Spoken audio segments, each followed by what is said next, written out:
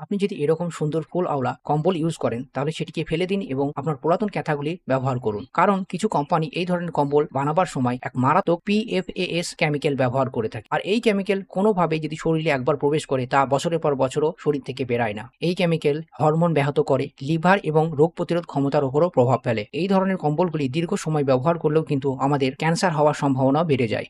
এখন প্রশ্ন হচ্ছে এটা যে এই কেমিক্যাল কেন ব্যবহার করা হয়? এই কেমিক্যাল ব্যবহারের ফলে কম্বলগুলি জল প্রতিরোধী করে তোলে এবং দাগ লাগতে দেয় না এবং ঝকঝকে চকচকে দেখায়। কিন্তু সব কম্বলেই PFAS কেমিক্যাল থাকে না। তো যখনই আপনি বাজারে কম্বল কিনতে যাবেন, একটু চেক করে নেবেন কি সেই কম্বলটি 100% কটন বা তুলোর দ্বারা তৈরি কিনা। এমনকি আপনাকে চেকও করতে হবে কেমিক্যাল কোটিং ট্রিটমেন্ট লেখা আছে কিনা এবং সেটি PFAS কেমিক্যাল ফ্রি হওয়া উচিত। কোন জিনিসটি কত সুন্দর বা খারাপ তা না দেখে আমাদের স্বাস্থ্যের উপর গুরুত্ব দেওয়া উচিত। এই ভিডিওটিকে সকলের কাছে শেয়ার করে দিন যাতে সকল মানুষ এই বিপদটি এড়াতে পারে।